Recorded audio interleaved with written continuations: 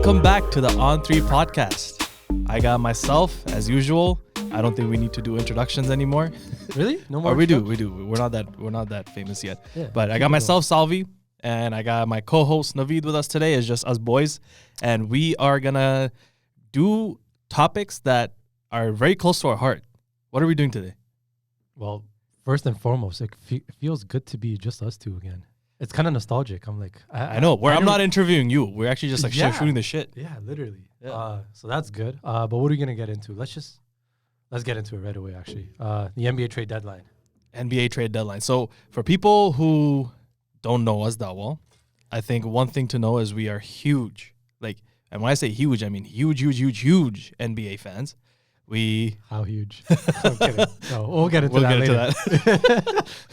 Like a missile. No, we talk basketball all the time. We play ball. We watch ball.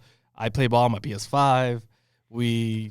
Our lives a lot of times just revolve around basketball. So ball is life, literally. Ball is pretty literally, figuratively, any other Lee. Right? Exactly. Ball is pretty much life. Naveed is a Toronto Raptors fan. Do you have allegiance to any other teams? I guess LeBron. Yeah. There you go. That's my two teams. My hometown team and whatever team LeBron's on. Pretty much. I'm a bit of a traitor. I'm not a hometown team fan, especially when they're shit. Wow. I am more so wherever Curry at, you know? Before he used to be Kobe. When Kobe, rest in peace, when Kobe was there, when he was with the Lakers, yeah, I was the biggest Kobe fan. I used to hate LeBron at that time. And after Kobe, Curry came onto the scene. And since then, I've been a Curry fan. Anytime Curry's on the TV, I will drop everything to make sure I watch that game. And so by default, I'm a Warriors fan. I'm not a bandwagon. I've been a Curry fan since 2013, essentially, when he went off against Denver. I'll give you kudos to that. But look, you see a pattern here. He's a Kobe fan, then he turns into a Curry fan. Whatever the case is, he will not be a LeBron fan.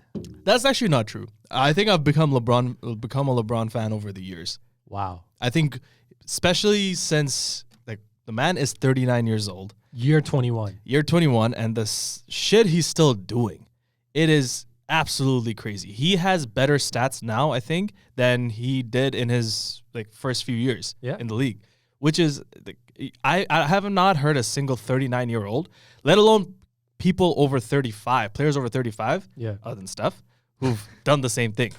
Exactly. And I think we were talking about this the other day, when it comes to sports and you want to define greatness, right?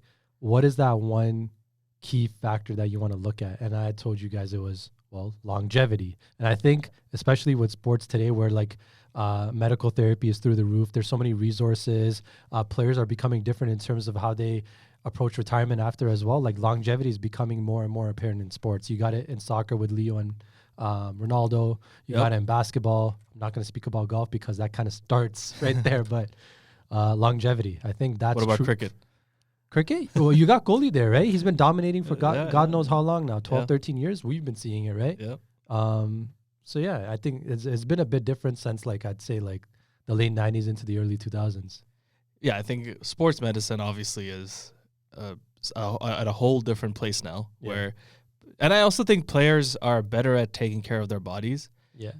The amount of things that go, what is it? LeBron spends $1 million a year on his body, is what he said, on his body. I mean, he can afford it for sure. Yeah. Us regular people can't, which is why I'm 28 and I have back issues, knee issues, and I gotta take a few months off ball just to rehab those things. So that's a whole other story. Yeah. But I think sports medicine has advanced so much that these players can play well into their 30s, and LeBron might be the first All-Star at the age of 41 or 42. We'll see.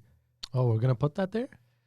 Do you see him slowing down? I don't see him slowing down. I don't. That's the crazy part, though. Man, Anthony Davis. How old is Anthony Davis? I think he might be approaching his 28, 29.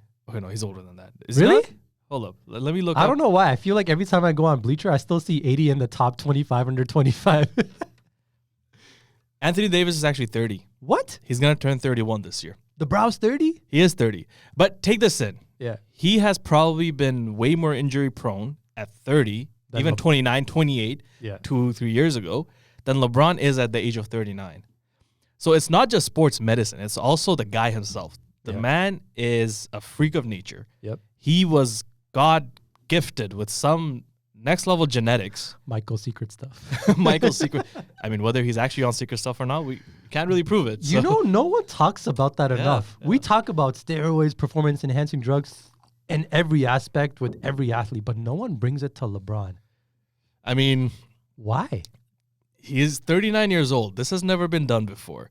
And the chances of it being fully natural, like, I'll give him the benefit of doubt. As will I. But there is a probability. If he was on anything, the league would not really want people to know about that because he's literally the face of the league. He's the face of sports in some sense. And it's like he's building this new era of superstars, right? Where this hasn't been done. So I can foresee where that topic will never correlate to him, ever. Yeah, exactly. And let's keep it that way. I think we need to protect our legends. And LeBron has been one of those legends who hasn't had any controversies. He's been the ideal role model. Yep. He is someone who kids can always look up to as like the ideal father, ideal husband, ideal role model, ideal son. Like whatever you can put, LeBron has been that. Man has had no controversy, no baby mamas with porn stars. Alleged. No like holding a gun up in social media. No promoting books that promote the Holocaust. You know, so LeBron's been away from. I mean, he does have that China controversy where he didn't stand up against China, but with the whole Uyghur situation. I don't know if you know about that. Okay. So some people hold that against him, and then there are also like Republicans who kind of dislike LeBron because LeBron stands with the Democrats, and people are always going to find a way to fight it. Exactly. When you go into like U.S. politics and stuff. Yeah. But for the most part, ideal role model, and you want to protect that, and you want to make sure people, even after retirement, LeBron is like that figure. Like, you know how MJ is like a legendary figure where it's... MJ is a legendary figure in basketball and in sports, but I don't know if he has that overarching, over the top role model that LeBron's done with like things in relation to education and like philanthropy and all that stuff. Yeah, exactly. And that's one of the arguments for why LeBron might have been a better basketball player, because when you think of basketball player, the on-court stuff matters, but actually when you think of the impact you have on the game, on the league, on basketball in general, on-court stuff matters, but also I think the stuff you do off the court also comes into play. And no one's done it better than LeBron when you factor all that in. I'm not saying LeBron's a GOAT. I'm not. I'm just saying, for people who do say that, and if they want to make that argument, they can. So saying all that, LeBron's still not your favorite player, right? No, it's always Curry. It's always gonna be Curry. Just let that be known. Honest to God, I don't know what I'm gonna do when Curry retires, because the new generation, I don't feel that same excitement watching any of these guys. Yeah.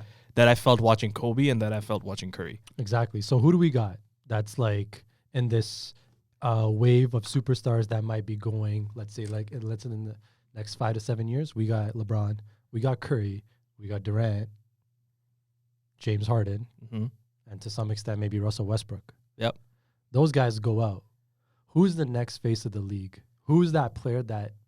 I mean, there are a few players in contention. There's Luka. Yep. There's Giannis. Yeah. There's Jokic.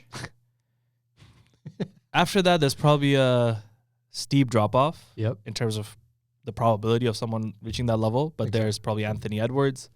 SGA. Think of anyone else? Tatum, maybe? Maybe. But like you said, it's like that second tier where it's not close to the first and they're in their own tier itself.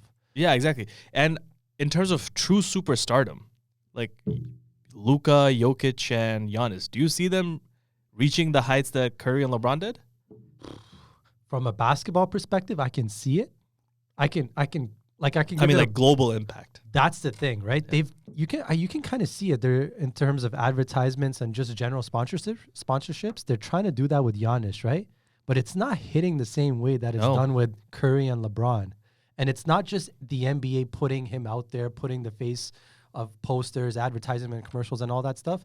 It's that people have to reciprocate it as well. Yep. And I don't think that impact has yet hit for him. No, it hasn't. And take it in. All three of them are also European players. They're not American players, and that might be playing into why they're not reaching that level of superstardom. Yeah. I out of all of them, in my opinion, I think Luka has the highest chance of achieving that. Why do you think that?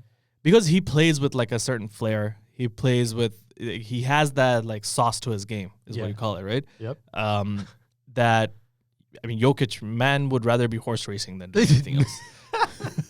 So I don't ever see Jokic becoming the face of the league. Nope. So it's really maybe between Luka and Giannis. Yeah. And Giannis would be someone like Shaq, like just dominant. Yeah.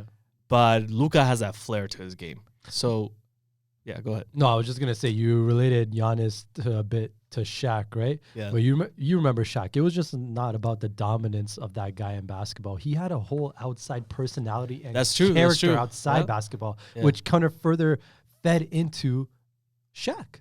Yeah, exactly. And I think Giannis has a bit of that too. Giannis is funny. I don't know if you've seen his Instagram stories, his lives. Like, man is hilarious. He's top tier dad jokes. Exactly. Yeah. And he also says it with that Greek accent, which makes it even funnier.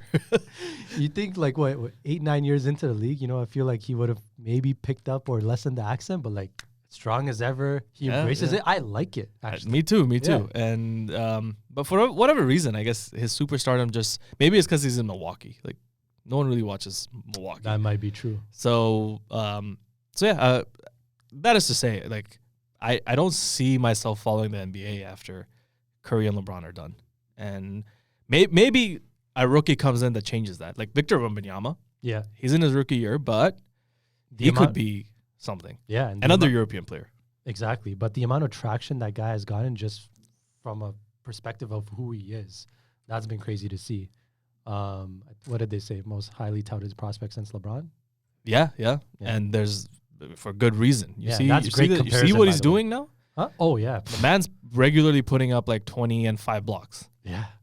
In his rookie year. And again, I'm going to go back to LeBron. For someone to come out of high school with that amount of expectations and come into the NBA, not only meet the expectations, but pave a way to exceed expectations in a way where it could never be touched again. Do you realize LeBron just didn't break the scoring record? He's gonna fucking destroy it. Oh yeah. I don't see anyone catching him either. We talked about this the other day. For someone like Luka, who's by the way averaged insane amount of stats up until now in terms of his performance, for him to continue, and he started quite at a young age, what would he have to average all the way just to get to LeBron's record? I would assume it'd be a high amount. Like we haven't done the math, but exactly. But you know what's the key there? The amount of years. It's consistent performance throughout the course. That's the thing. Like, what are the chances that Luka's gonna stay healthy well into his late 30s? Exactly. Like the man is not as genetically gifted as LeBron. And LeBron also started at the age of 18. Yes. Luka started a bit later, I think. That is true. Yes. But by a caveat to that, I know Luka's not as athletic as LeBron, but I think that's what actually could help him slightly age better than LeBron, because LeBron had to evolve into not quote unquote a player like Luka, but Luka works at his pace. Luka operates the court at his pace, takes things slow, and I can't imagine Luka becoming like more athletic over time. He's just gonna get more refined in his role. He is gonna get more refined, but I think to be in the NBA, you need a certain baseline level of athleticism. You saying Luka fat? No, I'm not saying he's fat. I'm just saying like most people, in their late 30s, most players in the late 30s, just won't be able to keep up. Like, do you see Luka being able to run up and down the court, go back in transition, play hard defense? Even LeBron doesn't do that, but LeBron still has the body to be able to turn it up when he really needs to. Exactly. He picks and chooses his spots. He picks and chooses his spots, but the fact remains, his body's still capable of it. Yeah. Most people's bodies won't be capable of it. That's a very fair point. Before we segue into another topic of this, legends. It was 02/08/24, Kobe's first of 3 statues that were going to be released. Yeah, well deserved. Each one of them.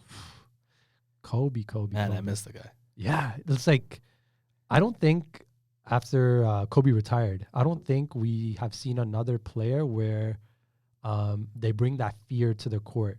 In terms of the opposing team looking at that guy and be like, yeah, I'm going to kill you. Yeah. Kobe was the kind of player who had an aura that no one has been able to replicate since then. Since then, yeah. And he just captivated people. Like, he captivated opposing teams. He captivated the crowd. He captivated us from within the TV. Yeah. Like, I watched Kobe play, and I was like, I want to be like him. Yeah. I want to be like him. I want to sound like him. I want to walk like him. Everything Kobe I wanted to be. Yeah. And that's the thing. With him and LeBron, love him or hate him, you feel something for them. And that's... But I don't know if LeBron has that aura, though. The aura that Kobe had... The fear?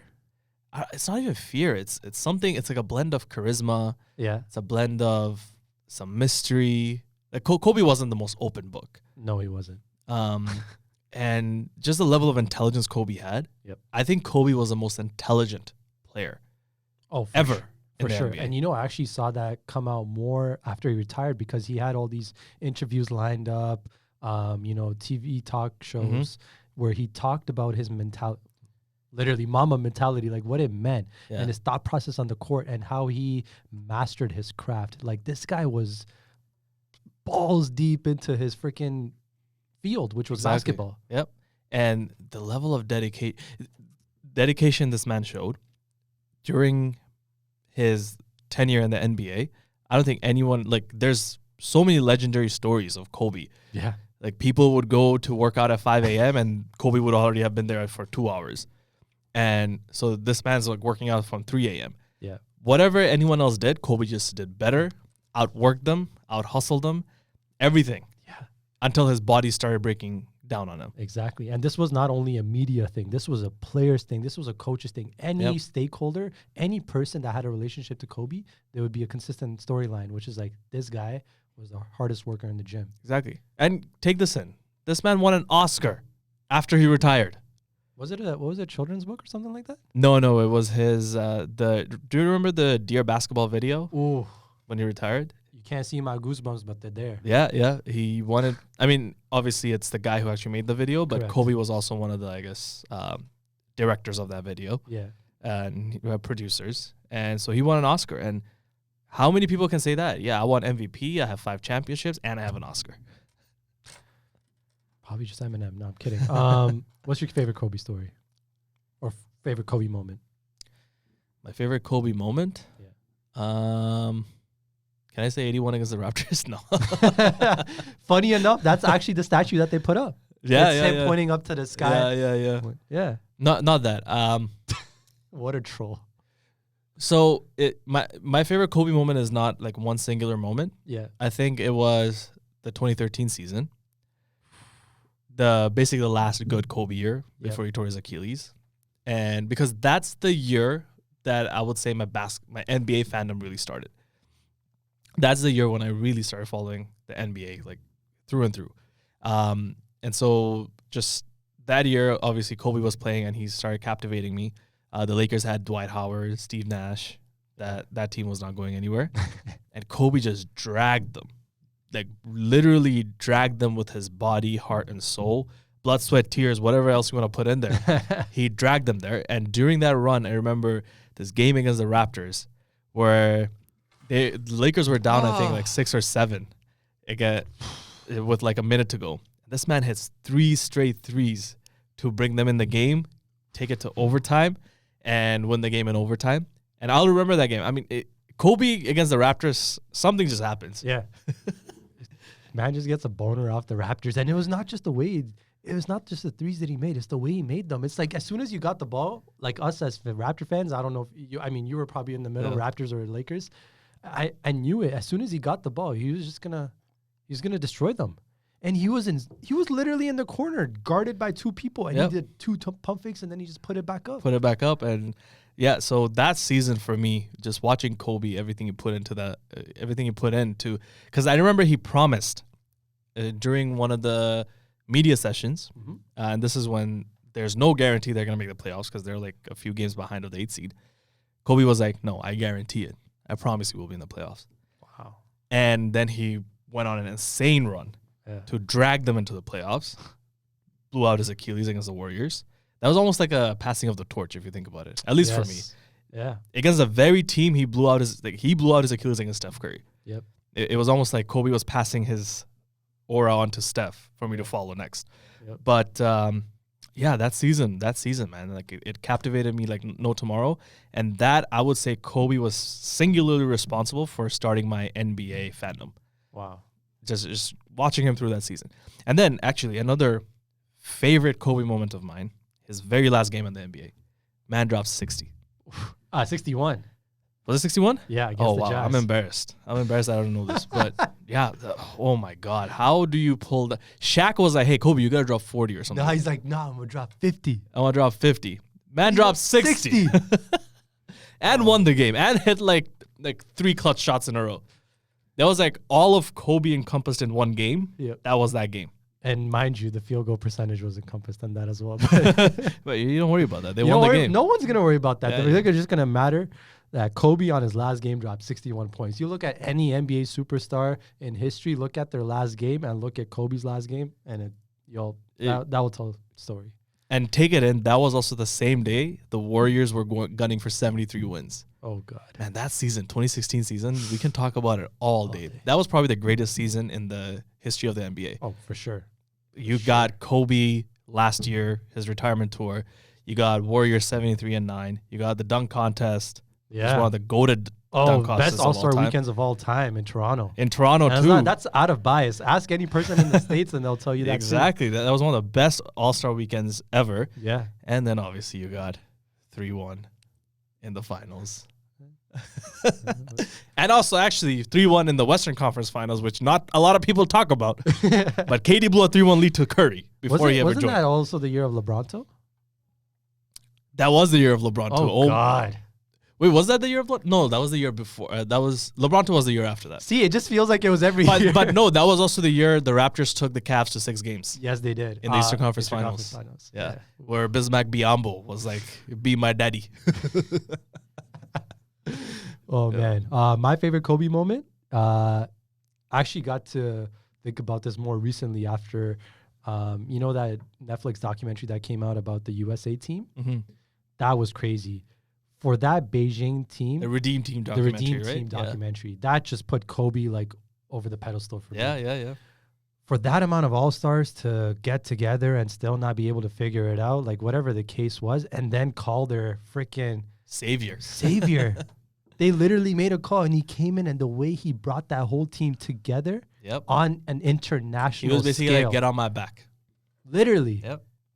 The whole world saw it. Exactly. And, oh, my goodness, not only did he just get them throughout the tournament, he put USA back on the map, rightfully so, because, I mean, 80% of the I mean, actually, let's be real. USA was never going to be not on the map. Yeah. I mean, well, no, to be fair, from 2000 to 2008, you've seen the way they performed. They had, like, that team going into Athens in 2004, and they flunked. Yeah, I mean, they flunked recently, too. So let's see who the savior is next year. Yeah, that's a fair point. That's a good point. That's a good moment. And that was also when Kobe and LeBron, that rivalry was peaking. Oh, yeah. Because LeBron was coming up, and people were like, oh, is it Kobe or is it LeBron? Who's the best player in the NBA? And at that time, there was still a debate. Yep. Because LeBron hadn't achieved anything yet. Exactly. And you know what's funny? There was a little documentary between the two of them, or an interview with Rashad Ahmed, and they're just like, yeah, rivalry? No, mutual respect, man. Exactly. But I think that is what rivalry is, though. At the end of the day, you're rivals, but you also respect each other. Oh, I don't think you can be rivals unless you actually have that respect for one another. Exactly, because what are you really gunning after then? Exactly. Yeah. Like right now, the rivalry is Curry versus LeBron. But they also have a love fest every time they're together with each other. That love fest might just turn them into, joining forces. We'll see if that happens. Yeah. Actually, the other thing about Kobe, and I posted this the day Kobe passed away. I remember this. And so when I was back in undergrad, 4th year undergrad, and obviously this is when I'm still studying accounting, and I'm having a really tough time because this is not something I want to do with my life. And I'm at a point where I'm like starting to like what's the point of this? You didn't have your ikigai. I didn't have my ikigai, or like I didn't even want to work hard, right? I almost wanted to give up. And so one of the nights, what I did was I put the names of a bunch of people who inspire me the most. and just so that every time I wake up, I can see their names and be like, okay, no, I gotta keep being motivated. I gotta keep going. And there was a list of people there, and the first person on the list was Kobe Bryant. Wow. So I wanted to make sure every day that I wake up, I see the list of all these people's names, and the first person I see is Kobe. That's the level of inspiration. Like this guy who I've never met in my life, who I've never spoken to in my life, who didn't even know about my existence. But the ability to inspire someone to that extent, that is crazy. Yeah, and that's legacy in short. That's what legends do. They not only perform in their present time, when they leave whatever field that they're in, they leave a mark. Exactly. They leave a mark that goes just beyond what they did. Then it lies with the people. Yep. So that is to say, rest in peace, Kobe Bryant. I miss you. Honest to God, if Kobe was here right now, his podcast would be fire. If Kobe started a podcast, bro, all these NBA players starting podcasts, no, I would have loved to hear Kobe start a podcast. The man is so articulate. He could have done a podcast in English, Spanish, Italian, whatever. Maybe Chinese. So I think no, I don't think he's. I think it was trilingual for sure. But yeah. Well, okay. What was that story about him? Something fuck Paul Pierce that came out recently, right? Which one? Just recently. Oh, fuck Paul Pierce. Yeah. What was that all about? So the story is the day that Kobe tore his Achilles, as he's walking, because you remember he tore his Achilles, he comes back, hits 2 free throws because at that point he doesn't know it's a career-ending injury, and the man couldn't even walk, but he hit 2 free throws. That's crazy.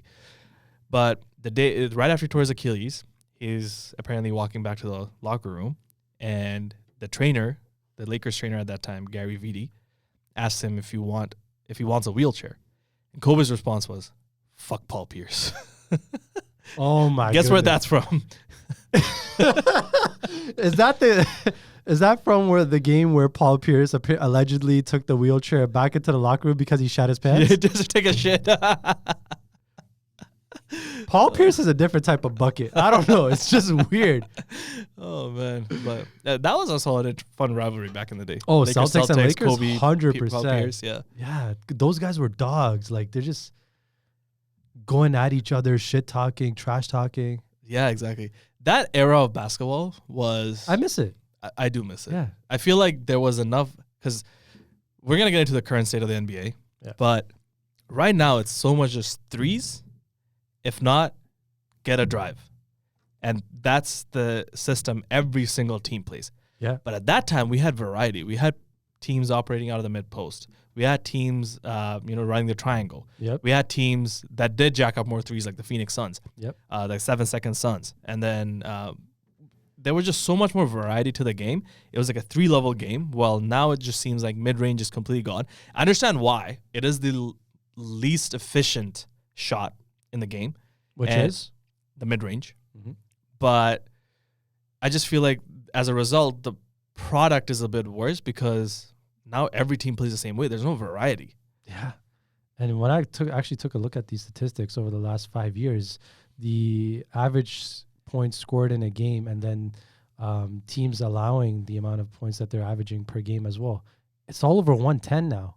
Yeah, you just go offense back. Is crazy. Yeah, you don't need to go back a crazy amount, but just go back 10 years to good old Miami OKC days. You still had ball games operating within the 100 and 110 points per game mark. Now everything's just over. Yeah, I mean, do you remember the 2009 finals where it was like, what was the score, like 80 something? Yeah. That was the game 7 of the finals. And you know what? Looking back at that was a different type of art of basketball because you could go like 3 quarters, nobody would be scoring and both teams are struggling. And then guess what? 4th quarter comes and the only way to really win a game, defense wins you games, but you got to pick it up with your offense. Yep. And someone would be clutch and just start, going off in the 4th quarter. And then the game would get towards close to the 90s and the 100s. Now it's just like that starts from the 1st quarter all the way down to the 4th quarter. And it's just like, how do you think this is going to affect the NBA moving forward? I honestly don't know. See, as I said, my favorite season was 2016. Yeah. And I feel like 2016 was still when there was a good balance of this. Yeah. Where it wasn't just threes and layups and that's it.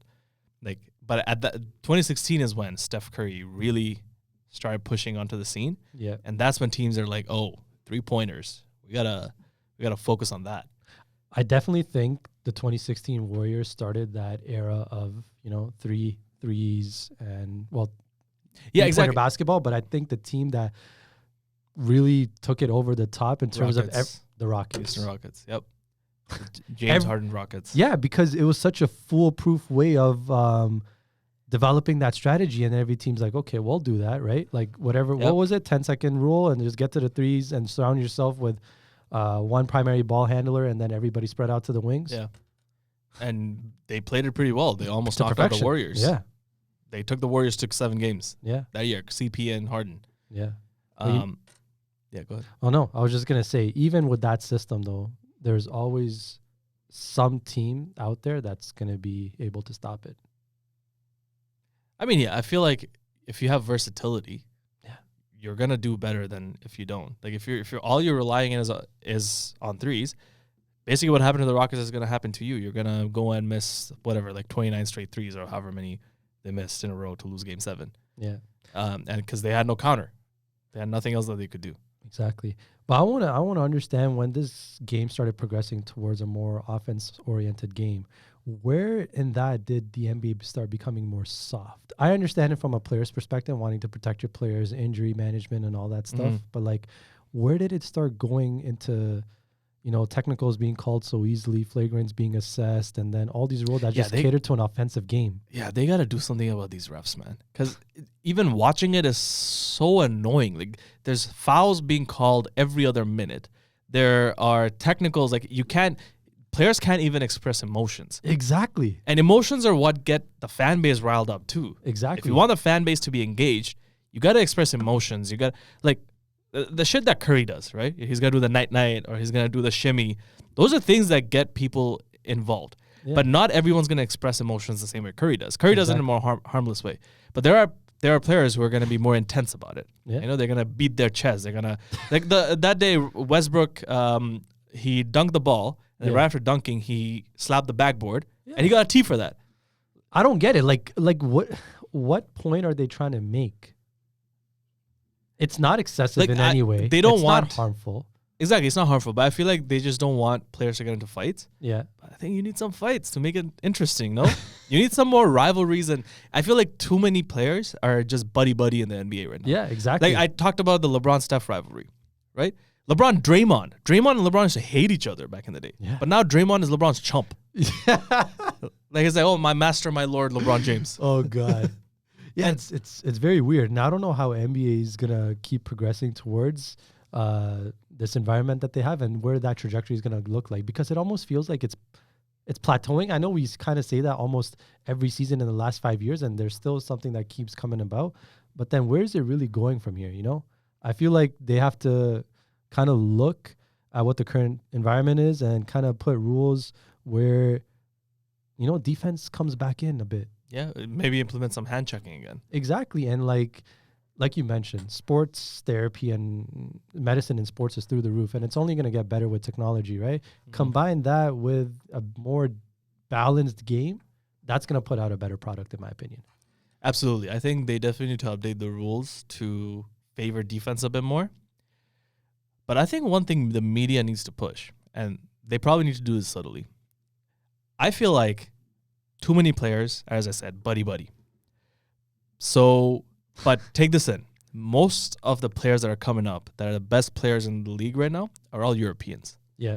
So I think the NBA media needs to play up that US versus European dynamic.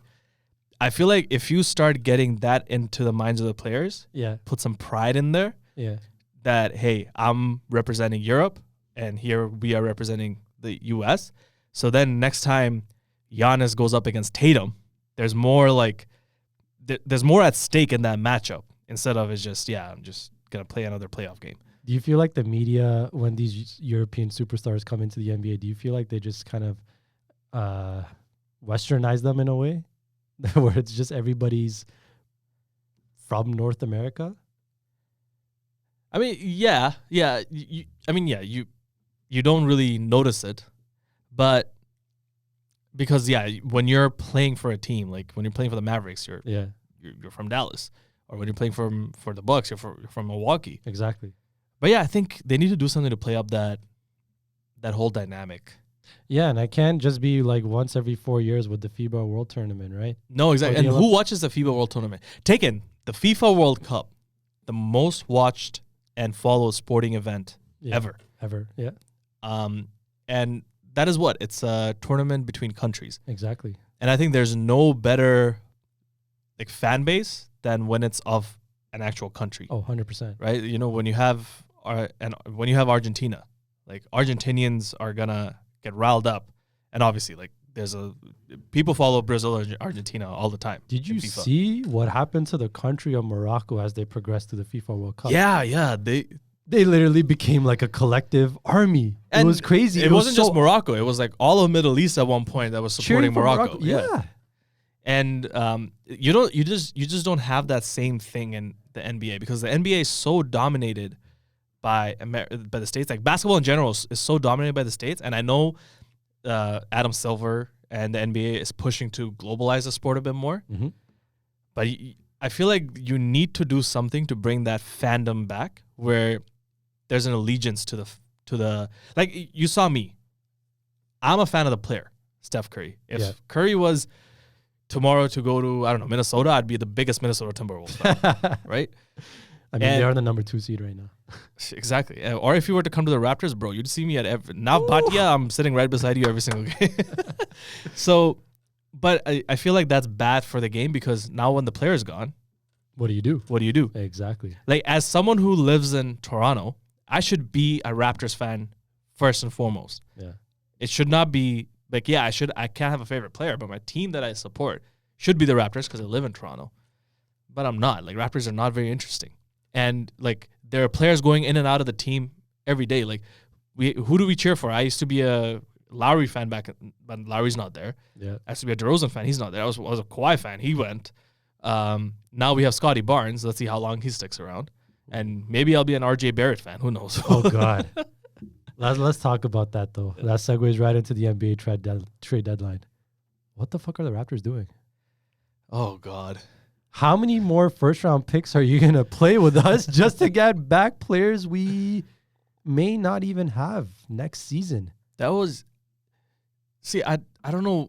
Do you trust in Masai anymore? That's the thing. It's so hard for me to wrap my head around what's happening, because I do trust in Masai. The guy, he's been a great GM. He's a visionary. Though he's operating as the president of operations for Raptors and not at the GM who's Bobby Webster currently.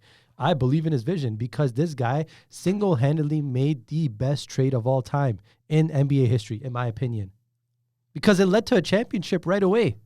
For that season, of course. Yes, for that season. But that trade also led to the implosion of the whole team. Yes, it did. Yeah. But he had all of these player developments that was occurring as well. And he kind of had all this whole place to bring in a superstar. He fed that whole situation. And guess what? When he came and took over Brian Colangelo, the previous GM, he has made the Raptors a totally different organization. So I do believe in Masai. But the thing is, like, I don't know where the Raptors are going. And that's okay for me to believe in Masai, but I just genuinely don't know where they're going, because they're in this fine phase of, hey, are we complete rebuild or are we trying to win? And I give kudos to that guy for wanting to win in the last couple of seasons, because he believed in those guys. That's good, like, I guess, employee morale. What do you want to call it? Organization morale, because people took a stab at him when DeMar left. He's like, how could you? Just give him one more year. LeBron left, like, he'll win now. But guess what? He's like, I'm going to do something better. And you brought in Kawhi. No, I mean, there's no one's ever going to take away that championship from Masai. Yeah. Because the thing he gave to this city. To the country, actually, yes. To the country. No one's done it before him, and God knows when it's going to happen again. Exactly. It doesn't seem like it's going to be anytime soon right now. Yeah. So no one's taken that away. It was a very special era in Toronto sports. Yeah. And Masai achieved that for us. 100%. But since then, his track record, he couldn't hold on to Kawhi. Kawhi wanted to go to the Clippers. And I think that was a set decision. I think he did everything. I think Toronto as a city did everything. Kawhi just wanted to leave. You know what? Cool with that. Yeah, fine. Cool with that. Obviously, Lowry left. Lowry was getting washed, so Yeah. not hitting on that. Which But basically kind of correlated into Ibaka and Gasol as well. Ibaka, tail end of Gasol their going- careers. tail end of their career. Fine, those are acceptable. But then he let Freddie walk for nothing. He let what package did he get for Siakam? It was atrocious. Indy finessed us. It was finesse of finest proportions. Okay, he got a decent package for OG. I admit that. IQ admit and that. Barrett, IQ has a lot of potential and Barrett can get better. Yeah. But then my question is, what direction are you choosing? You picked good players, fine. But these are players that are going to just keep you in mediocrity. Exactly. These are not like super young players. I feel like, they've been in the league for a few years now, and I think we kind of know what their ceiling is going to be. They're not going to be superstars, right? Like last year, Masai had a deal, OG for Kuminga from the Warriors. Masai wanted to hold on to OG. Yeah. You see what Kuminga's doing now? Yep. He's dropping 20. He dropped 20 points in 8 straight games. He's single-handedly reviving the Warriors season. Yeah, and he single-handedly might be untouchable on the Warriors as well in terms of trade This talks. season. Yeah. But last season, if Masai should have seen that this guy is underutilized in Warriors, and he is a diamond that's just waiting to be unearthed, and I need to get on this. Yeah. Because can you imagine a team with Scotty and Kuminga going forward? That's a foundation. Yep, exactly. But he didn't hop on that deal last year. And there again, this year, there's no way Warriors were going to trade Kuminga the way he's playing. And I think you put it right there. Raptors moving forward, they do have a franchise player in the name of Scotty Barnes. But is he a franchise player, though? He can be a franchise player, but you don't know how long that's going to take, number one. And number two, the player development that's supposed to occur around him, how can it occur when the foundation of your core is like in itself is also developing? For example, what I'd like to say is refer back to the time when DeRozan and Lowry were leading the team. That was your core foundation for you to progress through the season, contend, maybe not win, but contend. Mm-hmm. And then you had like your bench mob. You had Freddie, Siakam, Norm, don't forget Norm and OG. Those guys were developing along with the likes of proven guys, Lowry and DeRozan, who could carry a team to contend. Now we're not in contention. We're mediocre. We're not even gonna tank to have a high pick. Exactly. We're just gonna be like 8, 9, 10 seed. Yeah. Perpetually for the next few years. Exactly. And he has some kink with those first round picks, but we're just giving them away. Same thing happened last year with Pirtle. Oh yeah. Yeah, gave a first round pick there and then another first round pick with who came on the up? Kelly Olynyk trade. That made no sense. Why are we bringing the all Canadian team? We know it's the Toronto Raptors. Just leave it at that. Like, why are you trying to just stay mediocre? Kelly Olynyk is in his 30s. Yeah. He's not someone you bring into a young team to help develop them. Like, what are you trying to be a playoff team, or are you trying to get better picks so that you can come back up again in the future? Because mediocrity has never served any team well. Exactly. You stay mediocre, and it's not like the Raptors are like, oh, we're just gonna keep these good players around because then we can maybe we can sign a superstar free agent. No free agents coming to Toronto. I'm sorry. Yeah, it's been a consistent theme, and honestly, that's been very sad even after the championship fact. Like, bro, we lost our superstar from the championship team literally the next season. How many teams can say that? I'm talking across sports. Who is not able to retain their superstar? I know it was a far-fetched conclusion that he's already going to leave, but it's like, damn. But who leaves this situation right after winning a championship? That's what I'm saying. Like, you had to be the city of Toronto for that to happen. Yeah. And that's so. I don't know what Masai's thinking. Like, okay, I've seen some logic that Masai's trying to get all these expiring contracts so that he can have space moving into next season. Yeah. But there's my point again. Which free agent is going to sign in Toronto? Exactly. No one wants to pay these high taxes. Justin Trudeau got to change something up there. But yeah, you hit it spot on. I believe in Masai, but I don't know what's going on with the Raptors. That's it. So should we believe in Masai? Oof. Yikes. But from the underwhelming state of the NBA trade deadline, which was the Raptors, let's talk about the real winners of the NBA trade deadline. New York fucking Knicks. New York did pretty well. New York did well. Before the trade deadline, they definitely did well. During the trade line, they might still even do well after the trade deadline, because you know what was the main theme of the NBA trade deadline, in my opinion? What? We're setting up a whole storytelling for the buyout market. Yeah, I mean, this trade deadline was a bit boring, Yes, to say it the was. least, Compared to especially last year. compared to the last 2 years actually. I remember both of the last 2 years there were like fireworks going on, but this year all the major trades happened way before the trade deadline. Like Dame, Harden, Siakam, OG, everyone got moved like well before the trade deadline. Exactly. So this trade deadline was a bit boring. To be honest, I don't even know if this trade deadline really had any winners. It's just the teams that are at the top are still at the top. Like, yeah, sure, New York got a few good pieces. Yeah. But are they really that much better than they were before? You don't think they're marginally better? Marginally better, but a lot better to move the needle that much? Yeah. I don't think so. I think their main move was getting OG. Yeah. They got Bogdanovich now, which is like, okay, sure.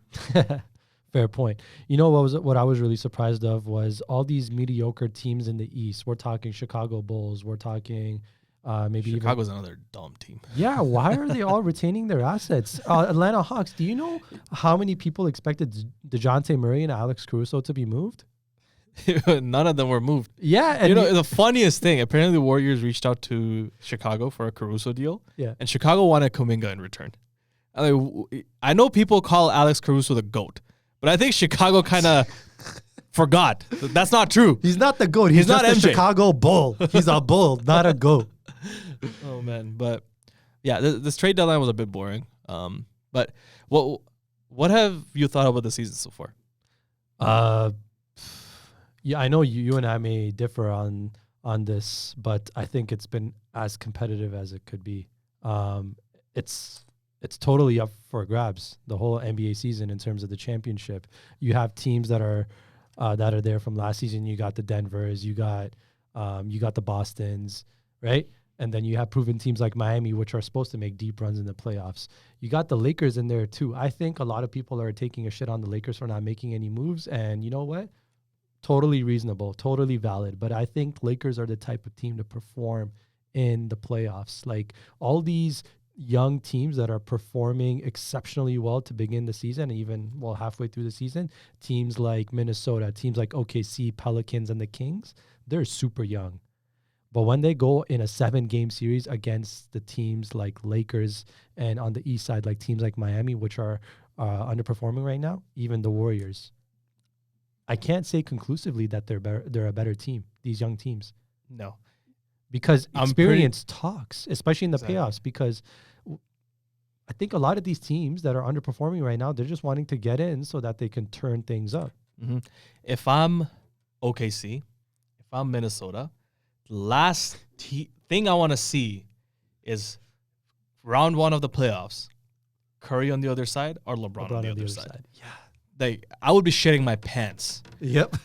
If I was OKC, I'd start tanking. If the Warriors or Lakers were going to be in the 7-8 seed, I'd be like, no, I need to drop down. Yeah. Because, if the playoffs were to happen and it was, let's say, OKC versus Lakers, round 1, who do you pick? I have the Lakers. Lakers. Even if the Lakers are the 8th or 7th seed. Yeah. If it's Minnesota versus Warriors, who do you pick? Got the Warriors. Warriors. Yeah. Exactly. And it's going to be that way until proven otherwise. Exactly. And you know, it's the funny thing. I think ever since the pandemic or ever since this play-in season tournament has started, we have seen these teams that have made it to the championship or even the conference finals residing in the 6, 7, 8. Mm-hmm. Yeah, Miami Heat from last year. Right? Lakers from last year, actually, as well. It's so crazy because if you just take it a decade back, seeding was conclusive. Mm-hmm. Now it's just like, okay, let's see what the matchups are. I mean, it's still conclusive. Think about who won the championship last year, the first seed from the West. Yeah, I mean, they just ruled all the way through from beginning to end. But I just want to make it point and clear. Teams like Miami, Lakers, and Warriors, you got to watch out for them. You do got to watch out for them. But do you think this parity is actually good for the league, though? I think from a competition standpoint, it is. But I also understand, where people have like rivalries and superstars that are supposed to perform and all that stuff, and you're expecting those things to come.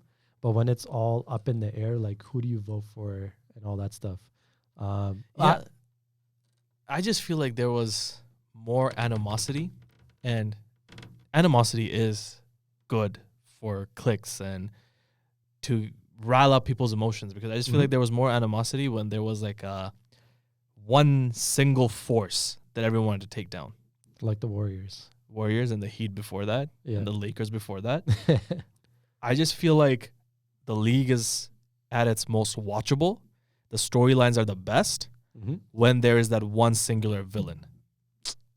And right now, the league does not have a villain. Yeah, it doesn't. From a pure entertainment perspective, I see where you're coming from. It doesn't have a villain. Like, who do you root against? Yeah. Like, half the reason I would sometimes watch Miami Heat games because I just wanted to see them lose. When it was like LeBron, D Wade, and Chris Bosh on that team. And I'm pretty sure it was the same way for Warriors haters. Yeah. They probably just watched to see the Warriors lose. And they never would lose. But whenever they did lose, it was like pandemonium on Twitter. Exactly. Yeah, and I do think the NBA is lacking that right now. Like, there's no team that I care enough to watch lose. I'm like, oh, they lost? Sure. They won. You don't Great. think the Clippers are getting there? No. Half of Clippers are like washed up superstars. No one cares about them. Do we think the Clippers are a super team? No. I don't think. I mean, they're a good team, but they're not a super team. Really? Russ is washed. Russ is like half of the player he used to be. Harden is like 75% of the player he used to be. Kawhi is like 80% of the player he used to be. Really? I mean, he's still great. Yeah. Also, the other thing about the Clippers is they actually got to stay healthy throughout a playoff run. Exactly. Which is, there's no guarantee that's going to happen. Yep. So, and I feel like people have seen that track record from the Clippers, which is why they're still kind of hesitant on the Clippers. There's no team which is like a juggernaut. Celtics aren't a juggernaut. Phoenix Suns. Phoenix are not. They're like the 4th or 5th seed, and they're easily beatable. They have no defense. That is very true. What made the Warriors and the Heat great? They were offensive juggernauts, and they had top 5 defense. At the very least, top 10 defense. Yeah. These teams don't. It's either you're great on offense or you're great on defense, or there's no juggernauts. And I just feel like the league needs juggernauts. The league needs teams that everyone can root against. You know, at one point in time, again, this was within the last decades. That's when we really saw the emergence of super teams. Like all the key superstars were trying to get on the same team. You know, whether it was KD in Brooklyn, KD going to Golden State, and then Kyrie just floating around with different teams. We had an emergence of a lot of these super teams, and people didn't like it. They were like, at that point, they were like, well, there were some people that were like, this is getting bad for the game. We're like, you know, the teams that are quote unquote trying to contend with their mediocrity and trying to have a chance, they're just flushed down. Yeah. And now it's the opposite. Yeah. I think it really depends on the person. I think I'm the kind of person, I'm like, I need someone to root against. Yeah. I need LeBron to be a villain so I can root against him. Right now I respect LeBron, and that makes him more boring. Yeah. So that's a good way to say it. Yeah. I need to hate LeBron. Yeah, exactly. So who do you think? I know it's like pretty competitive, but who do you think has the best chance of winning the chip? Winning the chip. Okay, let's step back. Was the final NBA Finals matchup? I have no reason to not believe that Denver will not get there again. Consistency and continuity in the NBA, in my opinion, matters, especially when it comes to playoffs. So I got Denver coming out of the West, and from the East, I got Philly. I'm not including Philly. I think they're basically gone with Embiid. In the East, I got the Celtics. I think that's a very safe pick. I got Celtics and Denver. Might be a very boring NBA Finals. Yeah. The thing is, you can't really trust the Celtics. How did they blow it against the Heat last year? Jimmy fucking Butler, big coffee. And now they got this Jimmy Jaquez Jr. I don't know even. Jaime Jaquez. Jaime Jaquez. Yeah, man's a stud. Yeah. Yeah. He's really good. Yeah, I think for me, Denver's too safe of a pick. I'm gonna go with a bit risky. I'm gonna go a bit risky. I mean, okay, obviously I would also pick the Warriors because I'm a fan of the Warriors. So I'm not gonna pick them either. Who do I want to see in the finals? The Warriors, absolutely. Okay. And I still think they have a shot. But if I were to go a bit risky, I think OKC. Wow. Ooh. Yeah. Really? A young team. Yeah. That can reach the finals. I think it's gonna be also matchup dependent. If OKC doesn't run into the Lakers, yeah, exactly, or Denver, I mean, actually, they can probably take Denver, but I think especially the Lakers, because I think the Lakers are a really bad matchup for OKC. Any big team is gonna be a bad matchup for OKC. Yeah, because you got AD playing at the 5. Yeah, and then who do we have? Chet. Chet Holmgren, yeah. He is going to get barbecue chicken against AD. That's not going to go anywhere. But I think OKC could be a really fun and exciting team that I would like to see in the finals if the Warriors don't make it. And from the East, give Dame his ring. Really? Let's see Milwaukee in the finals. Wow. Oh, yeah. I totally forgot about Milwaukee. Yeah. That kind of. I mean, I know they have Doc Rivers as the coach now, which is very bad sign.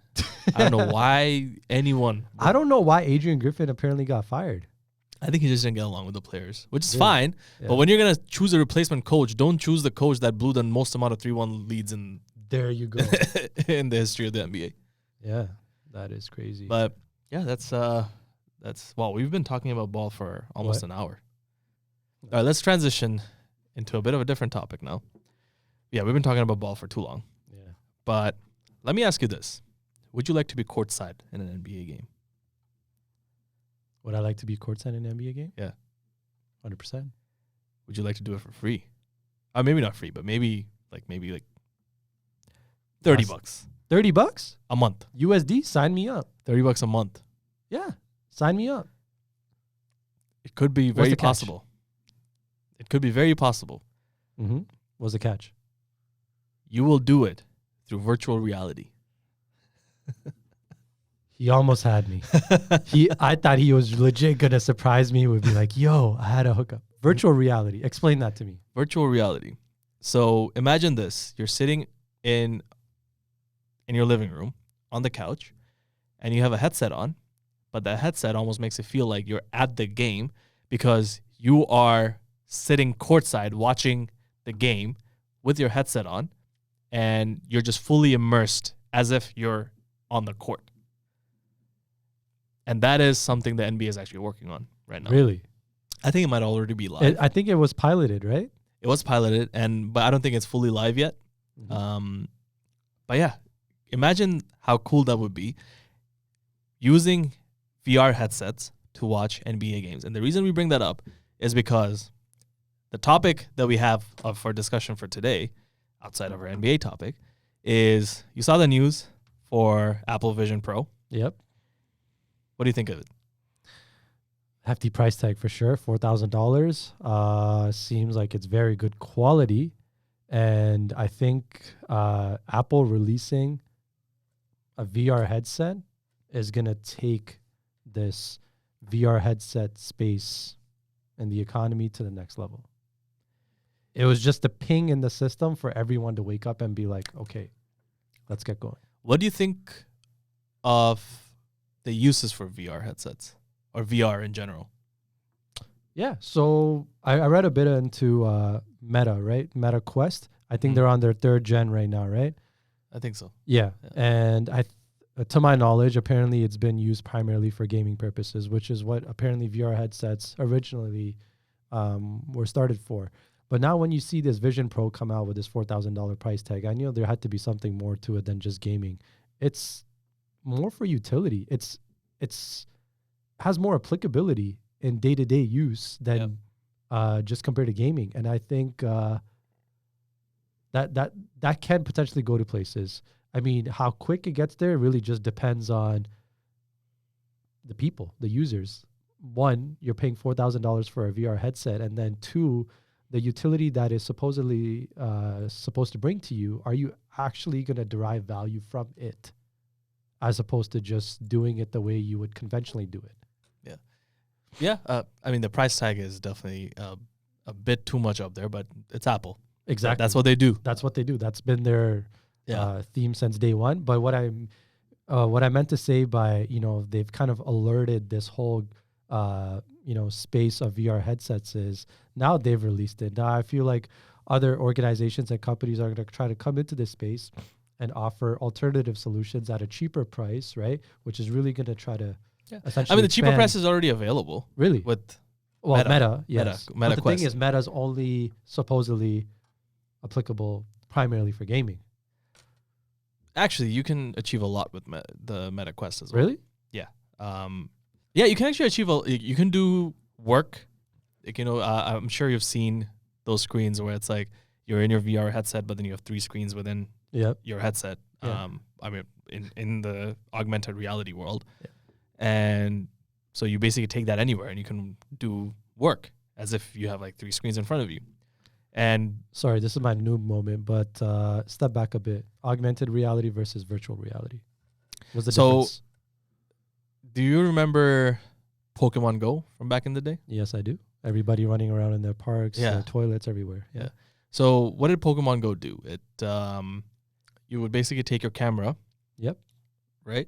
And it would be a location in the real world, and you would point your camera at that location in the real world, but on your screen you'd have a Pokemon pop up with the real world in the background.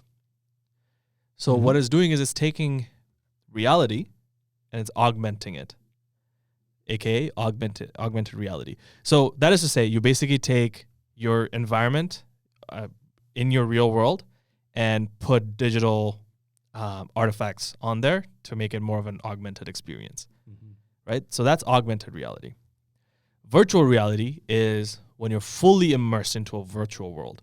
There's no aspect of the real world in there. It's a fully created space for that virtual reality. Think of if you're playing a virtual reality game where it's like a full game design just for that world, you're in there. Or if you're, let's say, in the future, I don't even think it's in the future. Even right now, Meta, I think, does it, where you're in like a VR space where people have different avatars and you're like interacting with them, you're moving around in that space. So that's also being in virtual reality. But they're obviously interconnected. Yeah. And what Apple Vision Pro has tried to do is kind of make it as seamless as possible between the two worlds, between virtual reality and augmented reality, because what you can do with the Vision Pro is you can be in your real world and have these digital artifacts show up in your real world, or you can be fully immersed into like a VR space. And I think Apple doesn't even call it VR. They call it spatial computing. Really? Yeah. That's the term that they utilize? That's the term. I mean, Apple always tries to come up with new terms to like yeah. brand them, their technologies. But yeah, that's the term they're using, spatial computing. Wow. You know, I wonder if they're really going to be the company that's deemed as the first mover advantage in this space. I know Meta has already done it, but is Apple going to be the company that takes it over the top? I know it's only at its first iteration. So a lot of people that are within the VR space, they're like, we got to give this Quest Pro that they've released a bit more time to come up with further iterations and see what kind of product they actually are proposing to consumers. I think Apple, VR has been around for a long time. Yeah. I mean, you remember when I had a VR headset. Did you have Oculus? No, it was like some bootleg Amazon VR headset. And they had bootleg VR sets? Yeah, That's VR's been around for a long time. Okay. It's not new. Yeah. And at that time, it was basically like you had 360 video. Yeah. And you would wear a headset and you just watch the 360 video. So 360 videos.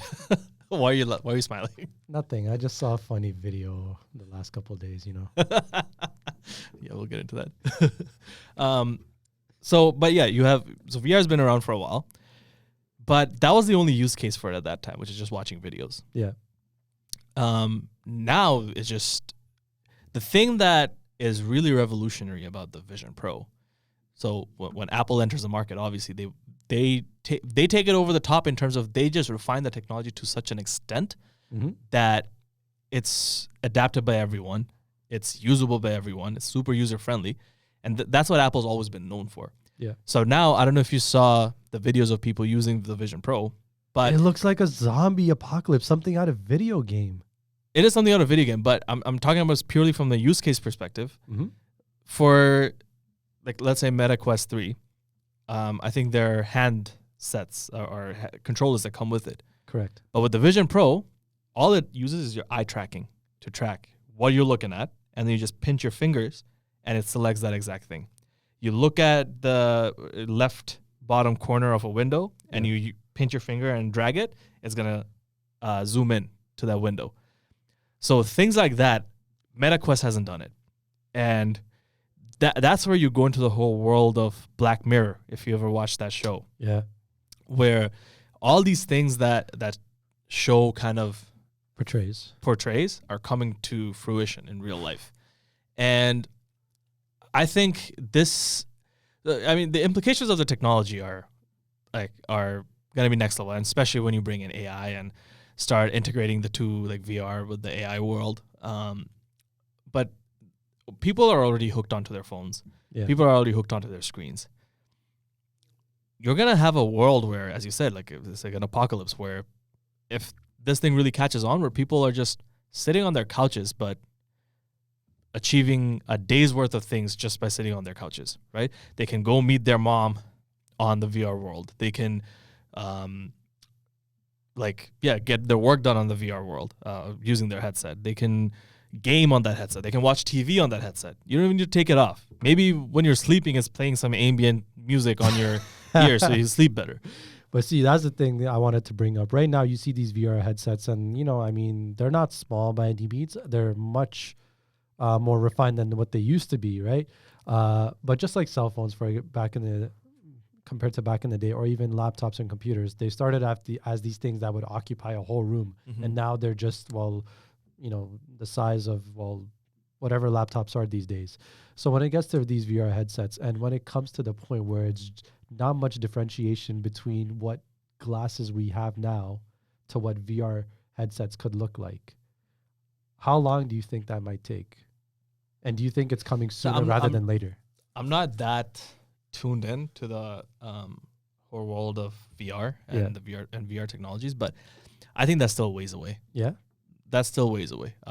Because the technology required to achieve that, with where you're just wearing regular glasses. Google tried it with Google Glass way back in the day. It was nothing like what it is now, like the whole immersion aspect of it. But I mean, if you look at the Vision Pro, it has so many sensors all around. It has cameras all around. It needs a whole battery pack that you're like putting on in your pocket. That's gonna be like, then you're going into nanotechnology and that level of technology, which I think is still ways away. I don't think we're close to that yet. But even just the headset itself, you could make that a whole lot better than it is now. Like right now, people can look into the someone wearing an Apple Vision Pro, and the Vision Pro kind of puts like a digital rendering of your eye at the front of the screen, I guess, so that people can kind of it could feel like they're making eye contact with you. Yeah. Apparently, it's not very good from the reviews I've seen, where it kind of looks a little weird. Yeah. But I'm sure Apple's gonna improve on that over time. Yeah. And I think, and I saw this in a video, this one YouTuber that I follow, her name is Curry and LeBron. The channel is Big If True or something like that. She goes into a lot of these like new technologies and what the implications are. And one of the things she talks about really is super interesting, because she basically said, for the longest time in sci-fi or in human imagination, teleportation has been a thing that's always come up. People wish they could teleport to different places. People wish they could teleport. I wish I could teleport through the 401 all the time, so I don't have to go. I don't have to get stuck in traffic. To Toronto, man. What if you could just teleport and see your mom, teleport and see your dad, see your friends, right? What with VR headsets getting really good, obviously you're not physically teleporting anywhere, but what if it was good? It was so good that when you're in the headset and you're talking to someone, let's say I'm talking to you, doing this podcast, but we're doing it through a VR headset, and it feels like I'm right here. You're right here. Yeah. What if it gets to a point where it's that good? Do you really need to be in person? Like, what it says about society and people's health, physical well-being, that's a whole other story. We're not even getting into that. But just think about this. Like, if you're in a long-distance relationship or you don't live close to your parents, like my parents live all the way in Ottawa, and like, yeah, we went from phone calls to FaceTime, where I do see them pretty frequently, but through FaceTime. But what if I could interact with them as close as possible to the physical world through VR headsets? And I think that's where, and she talks about this on the video as well, that's the most exciting prospect of this technology. Yeah. Where you don't need to be in the same space with people, but you can still gather. It feels like you're together. And the technology is not there yet to, I guess, replicate that feeling of touch. But who knows, that might come out, like you can have a glove that gives you like some haptic feedback, that gives you sensations where you also feel like you're touching someone. Yeah. I think that's very near.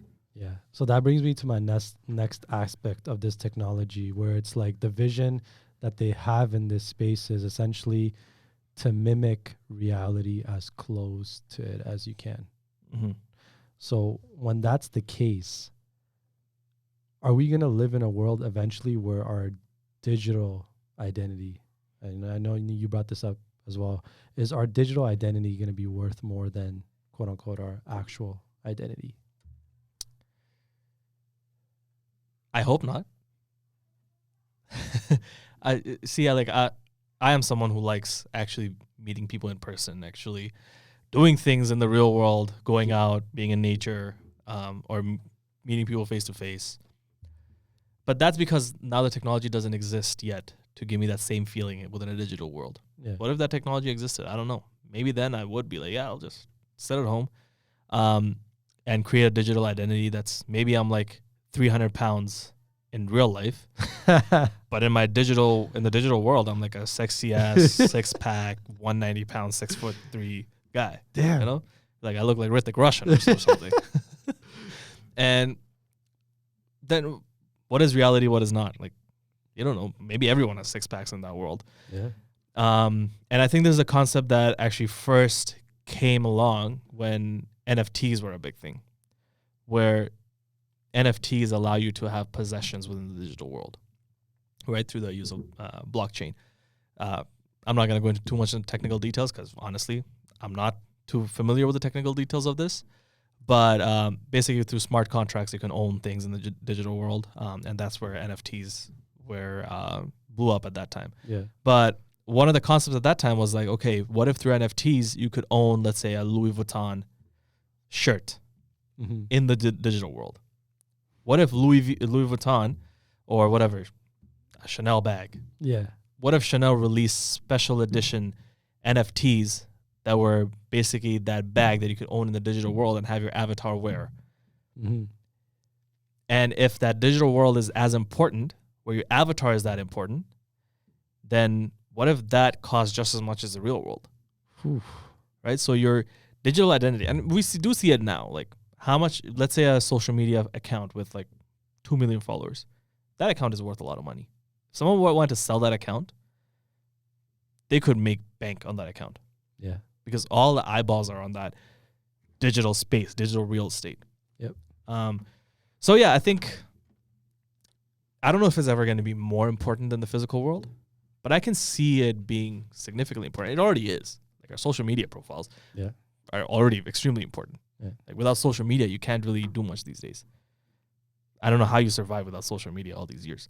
I'm here now. But look, with any technology, as it evolves and adapts, and it comes into fruition, there's boomers and there's doomers. Mm-hmm.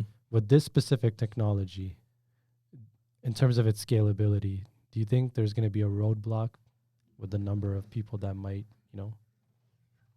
not want to utilize it just because of quote unquote what it might bring? I think so. I don't know. I think when it comes to VR, I think I can see myself using it to watch movies, let's say. Yeah. To be fully immersed. If Hollywood ever releases like a 360 movie, can you imagine? That would be really cool. Where you're just like in your VR headset, but everywhere you look around, there's shit going on. Bye-bye Cineplex. Oh yeah. Oh yeah. Who's going to movie theaters? Or maybe they'll have special theaters where they give you the headsets and it's a full immersive experience. Yeah. Because then they might have like sound from like all 360 different angles. You already have 4D theaters where they have like scent and all that coming out. But now you're in headsets and yeah, actually, I just thought about that. That would be really cool. So I can see myself using it for that. I can see myself using it for 360 gaming. Yeah. That already exists, but even better titles. Like imagine 2K gaming and 360. That'd be fun. Are you basically playing ball at that point? Almost. Which you could just be doing regardless, but not on an NBA court. But what if you have bad knees and you can't play ball? Wow. What if you have an ACL tear and you're recovering? I'm sold. Exactly. So I could see myself using it for that. And the other use case I mentioned where it's like, okay, I live really far from my parents. I want to see them. And I get into the VR world and I'm able to see them almost as if they're here with me. Yeah. Those are three. And actually, even for work, I can see myself kind of using it Because think about it. Remote work has become a huge part of people's lives. Yep. But right now you're on Google Meets, you're on Zoom. Yeah. But what if you could be in like a meeting room through your VR headset and you're just meeting with everyone As if you're actually there? That's space together. Yeah.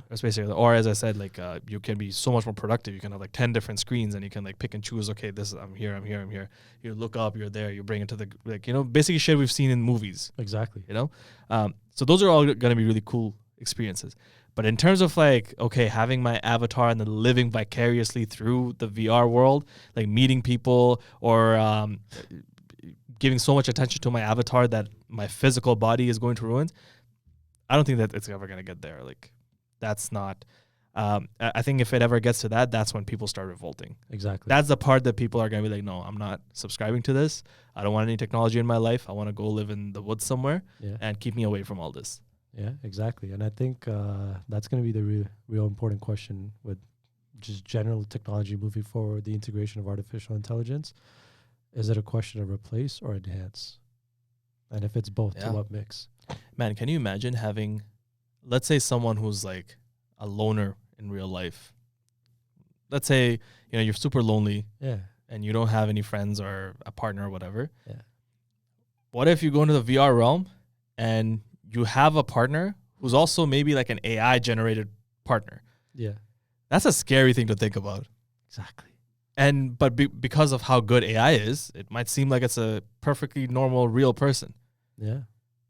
That is messed up. That's like full on Black Mirror episode right there. That's crazy. It's actually crazy how much that show came up with all these concepts that are actually coming true. Yeah, I'm like, how are these guys ahead of the curve? Like, I mean, I don't know if they were really ahead of the curve. Yeah. I think everyone could see that these things are coming down the line, but they capitalized on that, like the fear and the implication of those technologies, and made a banger show out of it. Oh, 100%. I mean, the most recent season wasn't the best, but yeah, it's almost like that sci-fi world is coming true right now. Yeah. Speaking of that, I don't know if that's a good segue, but deepfake. Why are you laughing? Because I know where you're going with this. Yeah, you know where I'm going with this. So there was a certain video that was leaked recently.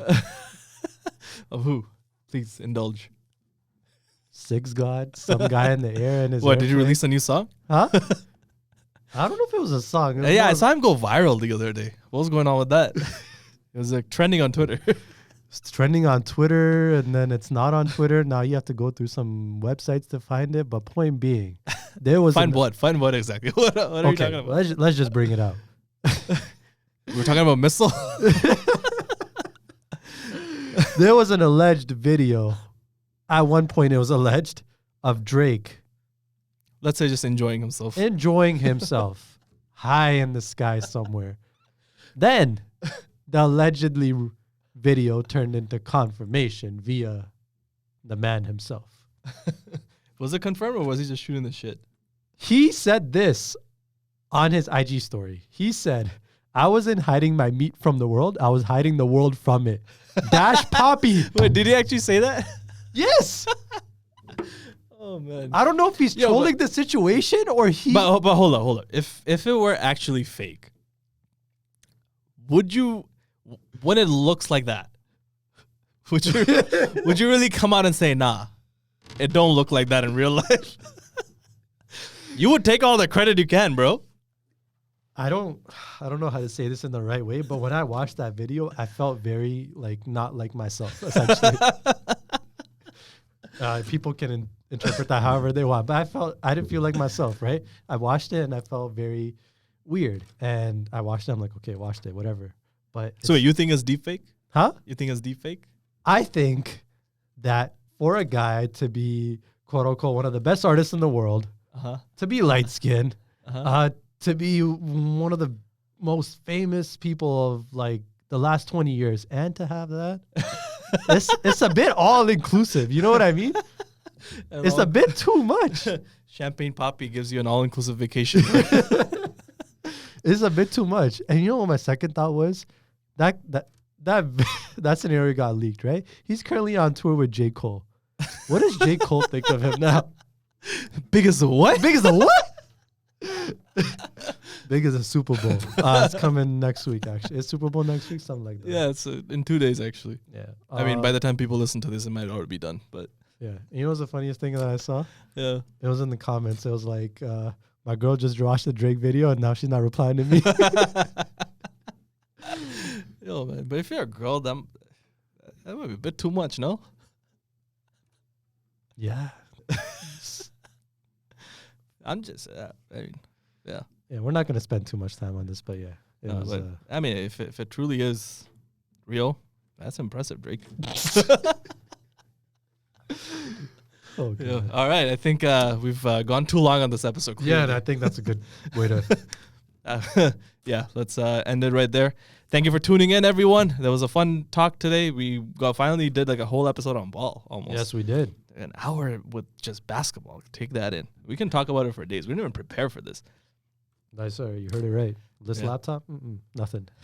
Hopefully, we have more episodes like this coming where we just talk about our passion, our we just love talking about basketball and tech, I guess, and Yes. deep fakes sometimes. Before we sign off, over the next few meets, over the next couple of months, we actually have quite some exciting stuff going on in relation to this podcast. Yeah, we have quite a few exciting people coming up. Yep. And we are excited for you to hear them. We are excited to talk to them. And yeah, this podcast is about to become even more fun.